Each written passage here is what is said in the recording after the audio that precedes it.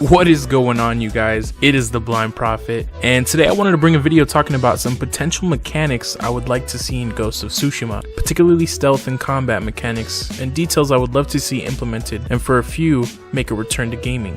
So without further hesitation, let's get right into this one. Stealth mechanics. So first and foremost, I would like to see Ghost of Tsushima implement a camouflage system with the shrubbery and vegetation around the character. This is a mechanic that has been done before in many games as early as I can remember, from Assassin's Creed 3 back in 2012, and has found its way in games like Horizon Zero Dawn and even Fortnite.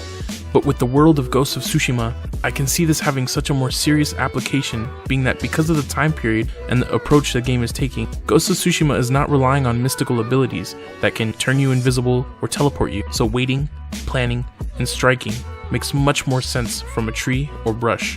I would also like to see different levels of this, as we saw in the gameplay demo of The Last of Us Part 2, where Ellie concealed herself by laying down in a patch of foliage, which I found to be really smart, as not all grass is crouching height, and not all bushes can really be hidden, as they might have sharp branches or thorns. So if there were different levels where for some foliage we have to lay down, or some we could be standing to conceal ourselves, that would be even more immersive. Shadows. I've got friends in that neighborhood. Call the ghost. Another hiding mechanic I would love to see make a comeback to gaming is the utilization of shadows. Now I know this might be a point of contention, being that some mechanics in stealth games don't make much sense, like seeing through walls or enemies being able to obtain your location based on one person seeing you. But after seeing a particular screenshot that showcased a Mongol camp at night that was lit by several torches, I just heard Michael Fassbender. We work in the dark to serve the light.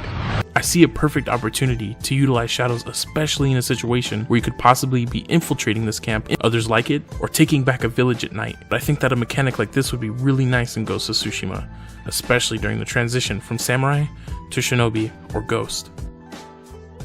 Bow and throwables.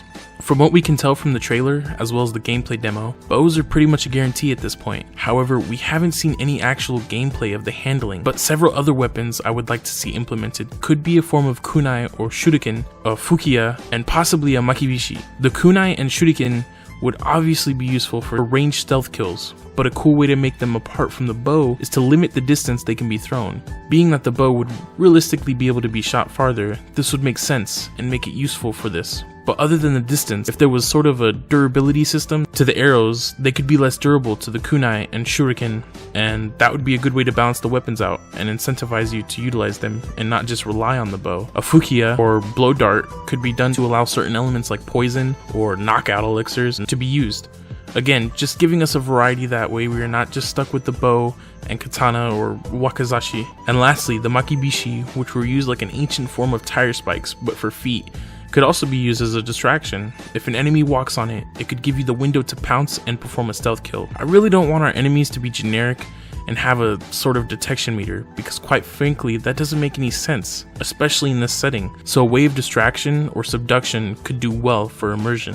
Enemies in combat. Something really brilliant I noticed while watching the gameplay demo for almost the 50th time was during the confrontation between Jin and the first group of Mongols during the initial face-off. You can see the two behind the first directly in front of Jin. Both men are looking back and forth between each other in a sort of hesitance while their comrade is pushing forward against the samurai. It's a very small subtle detail that you can easily miss, but once I caught it, I thought of the possibilities this could potentially hold within the game. The developers of the game, Sucker Punch Productions, have already voiced how they are trying to make the Mongols feel as human as possible. We're trying to make them real people, right? That they're actually trying to kill you. And of course they're scared. Of course they're not just rushing in. They've got to dial up their courage. So with this, I'm hoping we can see different situations where a Mongol might get too scared and run away or surrender. Or even a moment could occur naturally with the Mongol where they surrender, but it was a trick and they use your morality against you. So maybe you have a choice of executing them or letting them go. Things like this would really do well from all points. Narrative,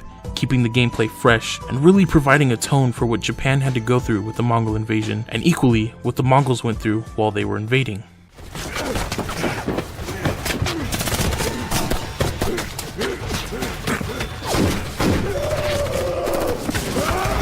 Something else that I haven't seen since the golden days of Assassin's Creed 3 is the body shield mechanic, which was really awesome for its time, and I was able to spot a form of it in the Last of Us 2 gameplay demo. As Ellie grabs an enemy, she quickly wheels around to shield herself from an arrow shot at her, which finds itself in the body of her subdued enemy. A really tense moment that brought back memories of the good old days taking on an entire firing squad with the body of an enemy in AC3. I can totally see something like this finding its way in Ghost of Tsushima, as the Mongols were incredible archers, and samurai really aren't known for carrying and utilizing conventional shields. I've also stated in my previous videos that Ghost of Tsushima is not taking a high fantasy route, so don't expect a Sekiro style slicing of arrows, which honestly looks more ridiculous than Wade Wilson chopping up bullets.